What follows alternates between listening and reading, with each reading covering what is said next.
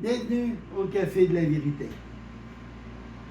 Café de la Vérité où on vous enseigne la parole de Dieu. Que ce soit moi, que ce soit n'importe qui, il est très important de vérifier ce qu'on vous dit, si ça concorde avec la parole de Dieu. Ne vous fiez pas à tout le monde. Ne vous fiez pas à personne, sauf à la parole de Dieu, à la Bible. Vérifiez tout le temps. Aujourd'hui, je vais vous parler de la louange. On va commencer au psaume 34 et le verset 2. Mon âme se glorifie en l'Éternel. Que les malheurs écoutent et se réjouissent. Au verset 3, exaltez-moi l'Éternel et célébrons tous son nom. On doit toujours, en tout temps dans notre cœur, louer le Seigneur. Je me lève le matin ou la nuit pour aller à la salle de bain. Et qu'est-ce que j'ai dans mon cœur? C'est un chant.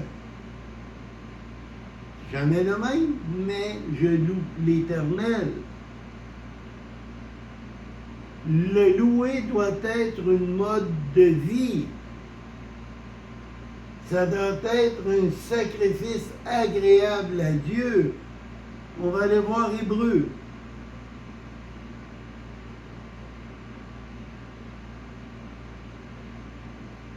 Hébreux, le chapitre 13, donc le dernier chapitre, et les versets 15 et 16.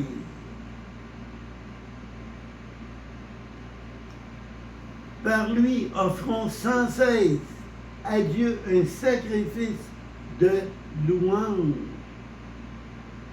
c'est-à-dire le fruit des lèvres qui confessent le nom de Dieu, son nom. N'oubliez pas les bienfaits, la libéralité.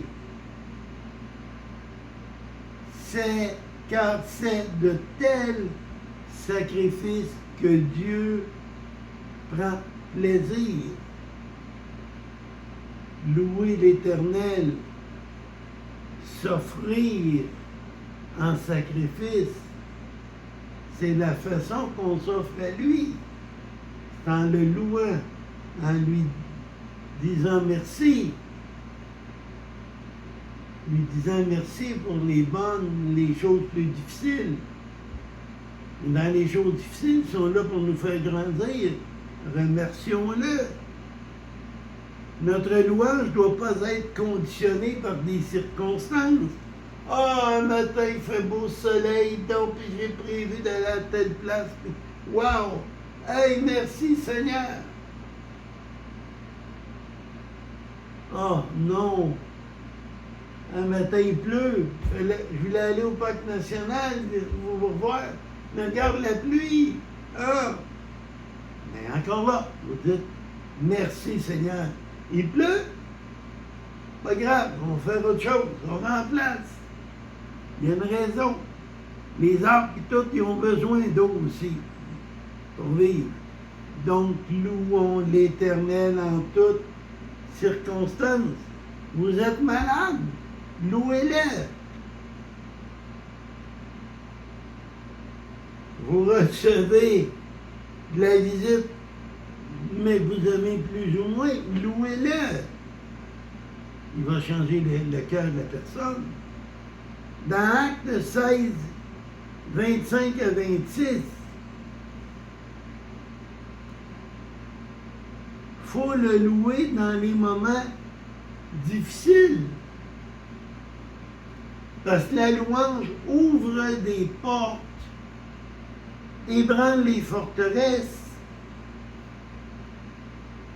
ébranle l'ennemi. Elle est un cri de guerre. Et pas n'importe quelle guerre, de victoire, je dirais. Dans Actes 16, 25 et 26, Paul est en prison.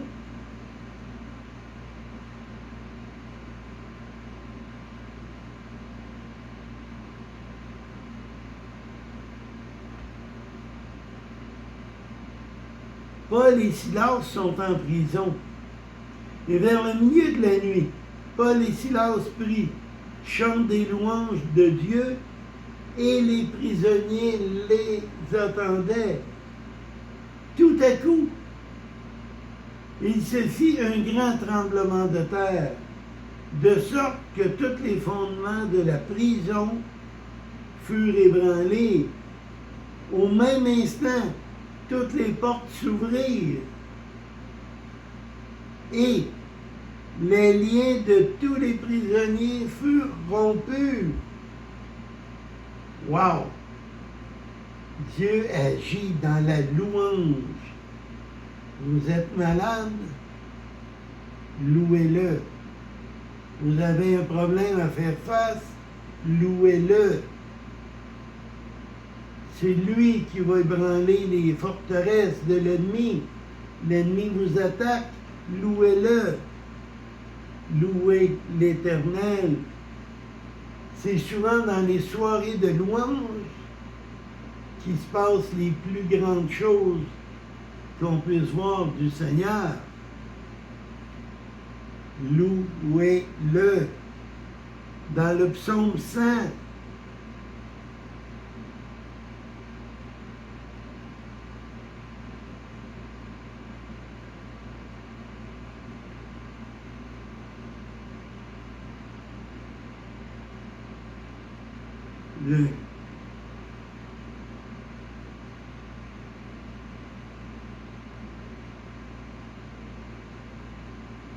dans le psaume 100,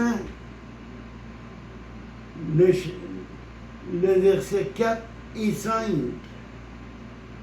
c'est un psaume qui a juste 5 versets. Entrez dans ses portes avec des louanges, dans ses parvis avec des cantiques, célébrez-le, bénissez son nom, car l'Éternel est bon, sa bonté durera toujours, sa fidélité de génération à génération. On entre dans la présence de Dieu par la louange.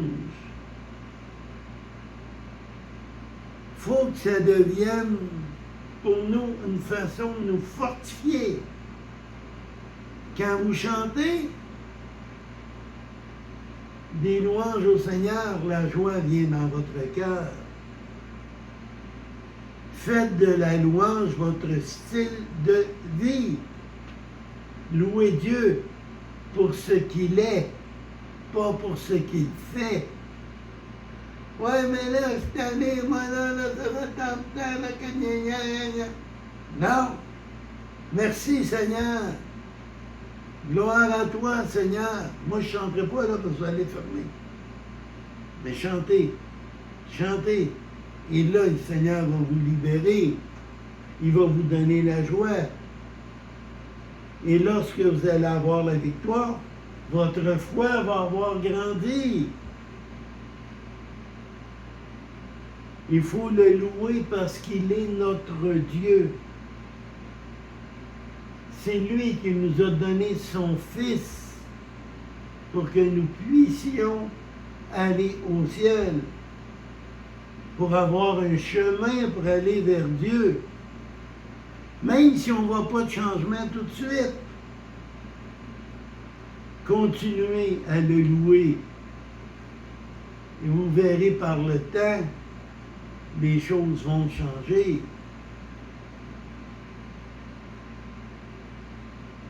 J'ai eu certaines épreuves, puis tout le monde me disait, voyons, regarde, en son temps, je le remercie quand même parce que, bon, telle ou telle chose, je le remercie, je continue à le remercier, et en son temps, il va régler mon problème. Et il a réglé mes problèmes. Dans le psaume 22,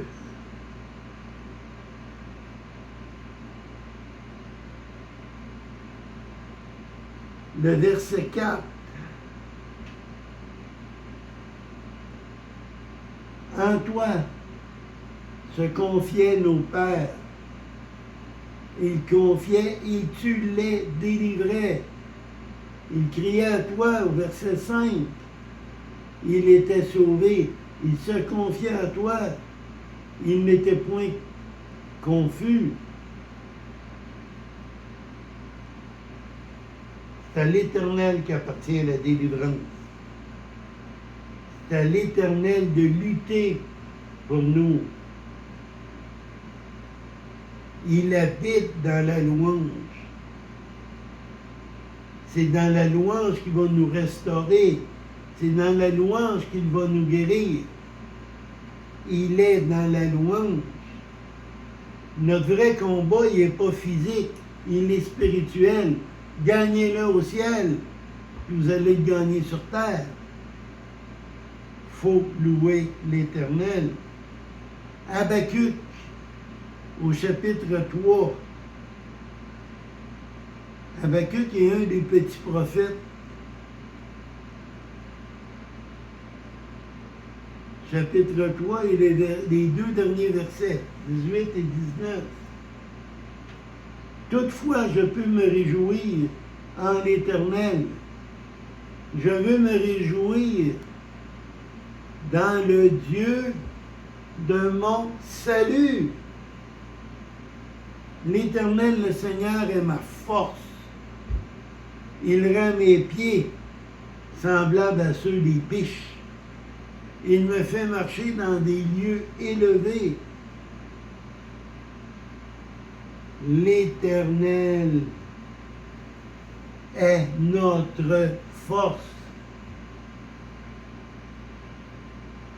L'Éternel combat pour nous. Et lui, il gagne toujours. Peut-être que tu ne connais pas l'Éternel.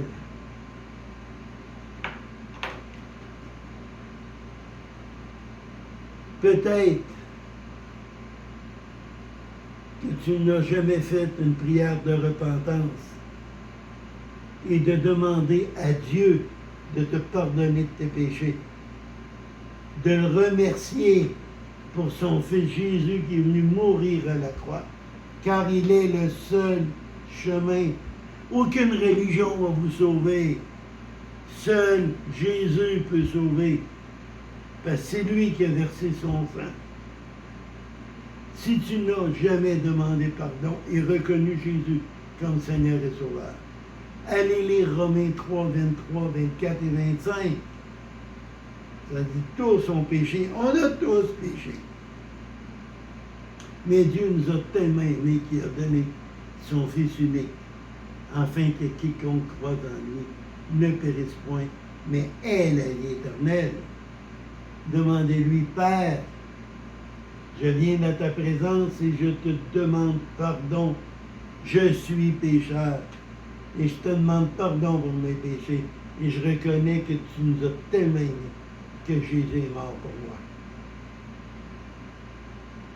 Tout simplement, avec une prière comme ça, demandez ensuite qu'il vous envoie l'Esprit Saint en vous. Allez vous chercher une Bible, commencez à lire le chapitre aux Romains ou l'Évangile de Jean et vous allez être sauvés. Très bientôt, la trompette va sonner. Le temps de la grâce va se terminer. Allez-vous être du voyage pour le ciel ou passer les 7 années de tribulation ici? C'est à vous de choisir. Alors que l'Éternel, notre Dieu, vous bénisse.